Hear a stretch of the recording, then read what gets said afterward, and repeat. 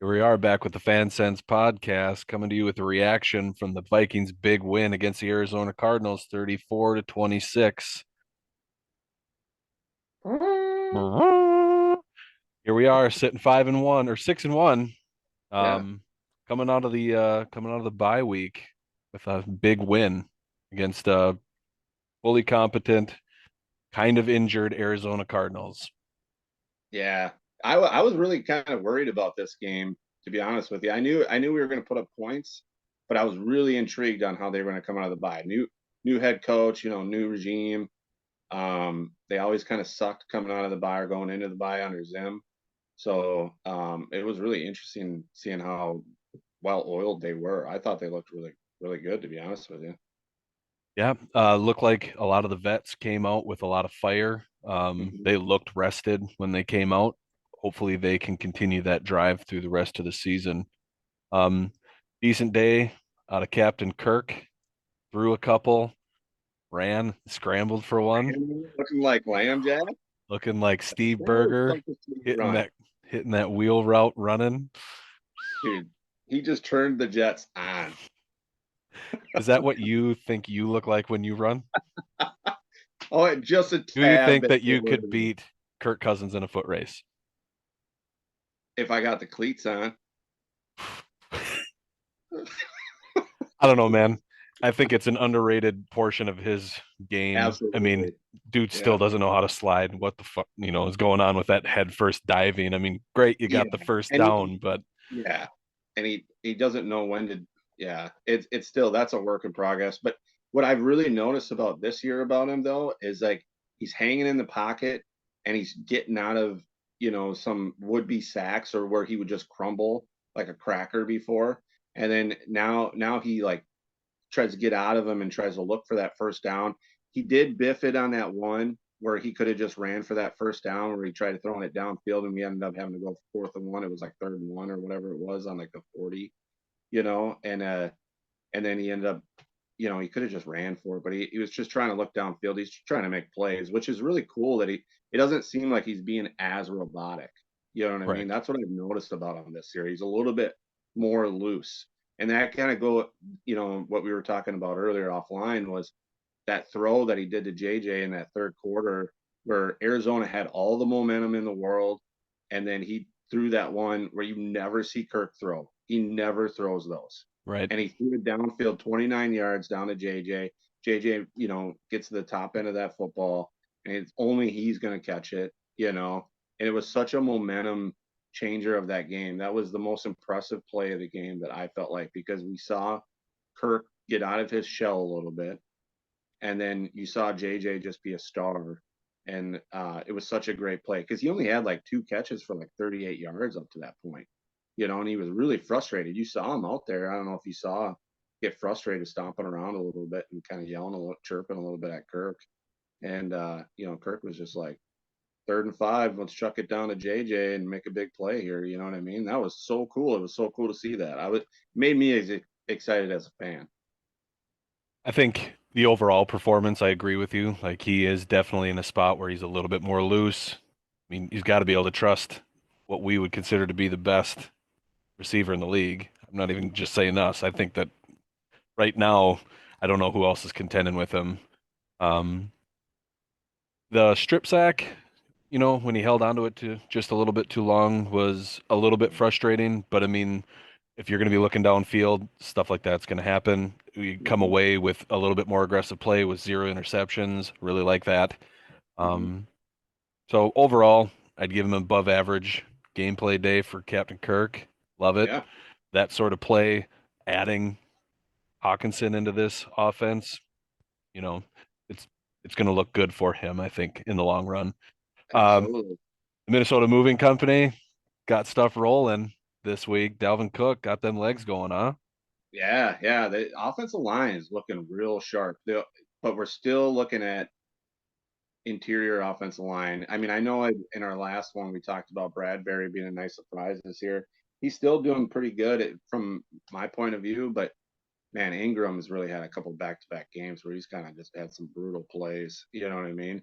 But I'll Garrett's quote obviously Lieber on that one. I mean, the plays where he gets blown up, it's pretty glaring. You know, But at the same time, like if you focus on just watching Ingram, he's a dog in there. Like he's still young. He's a rook. The idea sure. that you can plug and play a second rounder, right? And he was a I second think he was a third either rounder, way, wasn't second or third round pick into like the starting rotation. Um, and to expect above average play every single play, it's tough. Yeah, he got blown up a couple times, but I think he? He's that not they going up against JJ Watt JJ too. Like, Watt. I mean, yeah. I mean, JJ Watt's not like his prime Watt, but still, he's still going to be HOF, and it's like, yeah, he still held his own. Yeah, Dude, I you're wouldn't right. kick him out of bed for eating crackers, man. And fucking JJ Watt, man. Um, but they were able to get stuff rolling. Delvin looked like he's returning to form. What are your Yeah. thoughts on Delvin's game? What not only the way he was running, I thought he ran really well, but also in the passing game too. He looked really impressive in the passing game, I thought. And then also Madison. Madison looked really good too in his short times. And yeah, I think he had 40 yards off of like what 5 or 6 carries or something like that. 5 carries, averaged Yeah. 8 yards, Yeah. So and a the tug. offensive line looked really good. And then but you know, a lot of people are running on Arizona, so I'm still not all that impressed onto it, but you know, they still look really well, or looked really good. So, I can say now that the trade deadline is passed, I'm happy that we still have Madison on the squad. Delvin looked good, but there are still some spots in his game that, like, I wouldn't say concerning. It's just I hope that he stays healthy for the remainder of the year. Um, I hope that he still has that next gear and can maintain it throughout the rest of the season. I think that we could potentially lean on Madison just a little bit more just to give Delvin a little bit of break. I don't feel like Delvin's like AP where you got to feed him and feed him and feed him to get the results. I think that he's right. athletic enough and can play enough in the passing game that, you know, just get him out there when you need him. Um, Mhm.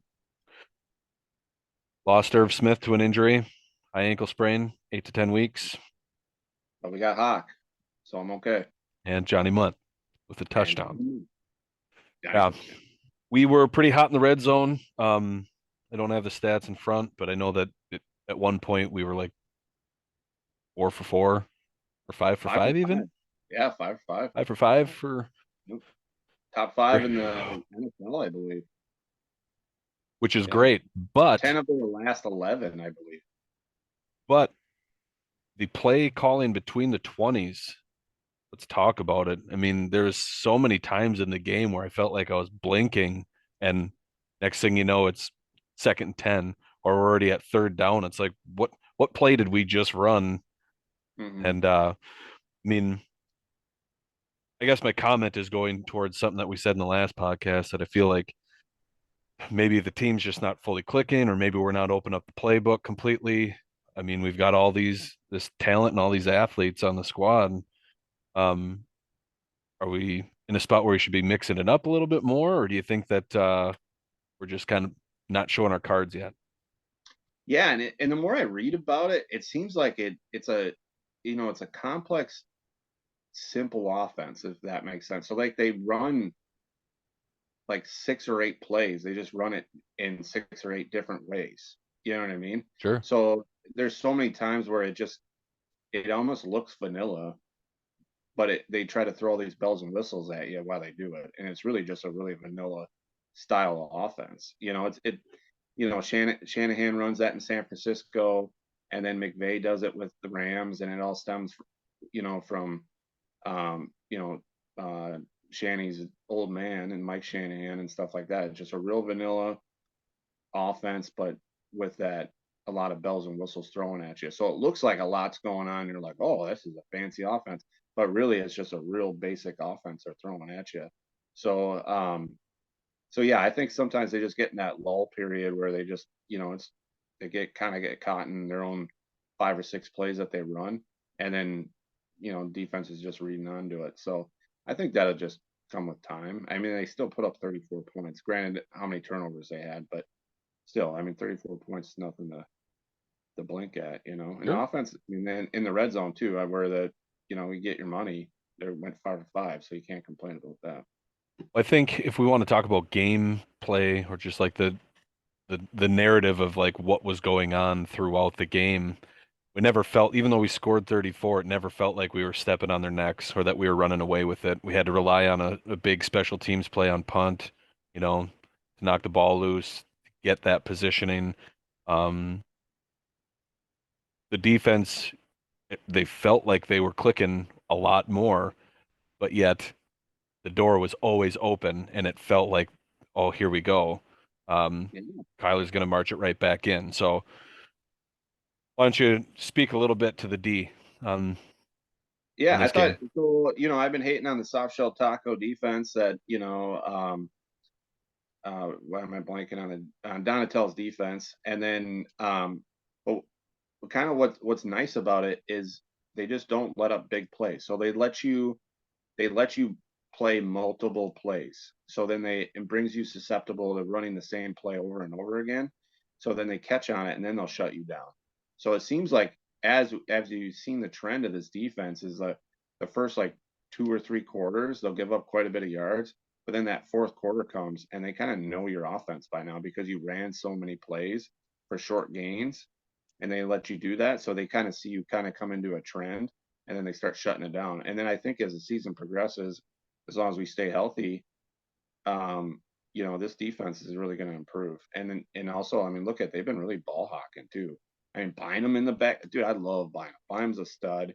And then Harry doing his thing, and then Tiny Dantzler just doing his thing too. Like, how about his day? I mean, Dude, granted, D Hop had a nice game, right?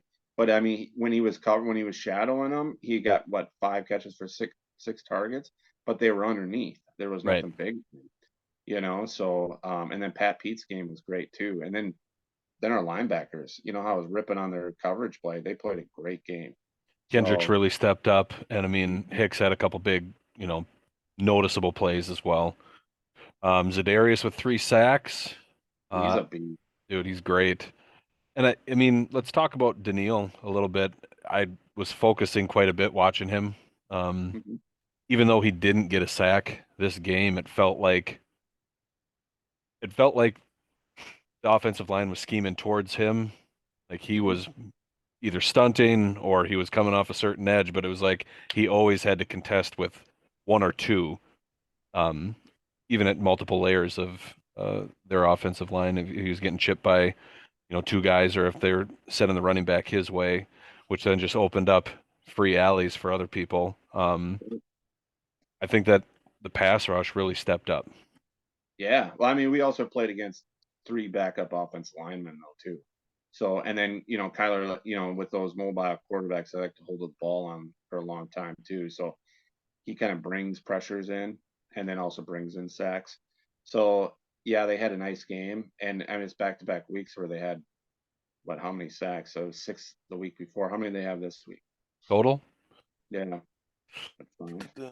3, 4, 4. 4, and then Zadarius had 3 of them. Yeah. Uh, so yeah, and well, back to your original question about Hunter. Yeah, it just is he. I don't think he's built for a 3-4, and that was one thing I was questioning when we brought the 3-4 in. I know it's not all about sacks. It's about how you change. Change the way the quarterback has to throw the ball, so you pressure him and get hits and stuff like that. But personally, I mean, he's not even doing that. So it's just like I don't know. That's why I really wanted another pass rusher to come in there, an outside edge guy, and then putting him down in the 5 tech just to put his hand back in the ground. But I don't know if you noticed in the Arizona game, you said you watched him a lot. It seemed like his hand was in the dirt quite a bit. Right. Hmm. And it felt like there was a lot of just natural rushing instead of having to kind of play that weird zone, stand up, like Yeah. see what's happening. He just Yeah. looks awkward too when he's doing it. Right. It just doesn't look good. I don't know. Doesn't look natural. So No. Yeah, we'd yeah, hope by this point of the season that we'd be kind of hitting a stride. And I mean, there's a lot of season left, right. but let's hit on the special teams. Big, big punts, big defensive punt recoveries. But Greg Joseph, Just And keeping the nothing door from the open, huh? return game. Yeah, and nothing from the return game again. Like Kennedy was such a beast last year. And have we seen him do really anything this year? I And think then everybody knows that he's a beast, and so Prater was booming it out of the end zone. I don't think he yeah, even had an but even opportunity. when he has opportunities, he's still not doing much with them. You know what I mean? And Sure. then Jalen Rager, like I was stoked to get him because I was like, man, we don't have a good punt return. We haven't had a good punt returner since the GOAT, Marcus Sherrills. And he's still, I mean, he's trying to make too big of plays out of nothing.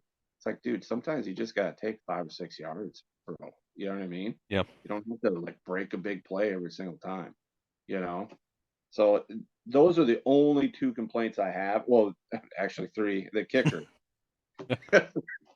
Yeah. Greg Joseph, Greg the leg. I thought Greg was gonna be the man this year. I really did, but then he's just been gross. He's second to last in field goal or extra point accuracy. That's brutal. That's He tough, almost cost man. us this game.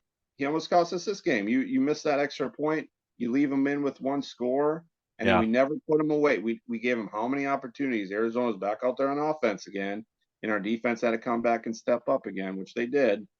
But it was just, man, it was how many times did you go? I mean, I never felt like we were going to lose the game, but then there was multiple times there was like, okay, is this going to be one of those games again where you you just own them all game, and then it's like, or most of the game, I should say, and then watch this team just come down and tie the game up and then go into OT some stupid way. You know what I mean? Just because they're a stupid kicker.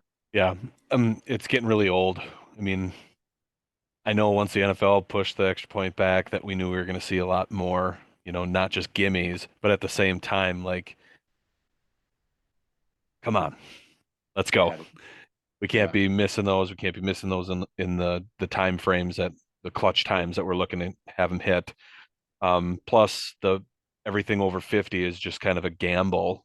Dude, he hit that guy right in the face on a 50 some yard. I was like, Dude, what? yeah, didn't even have to jump. Swag. He barely cleared our lineman and hit the dude right in the face. I was like, okay, this just we need a kicker.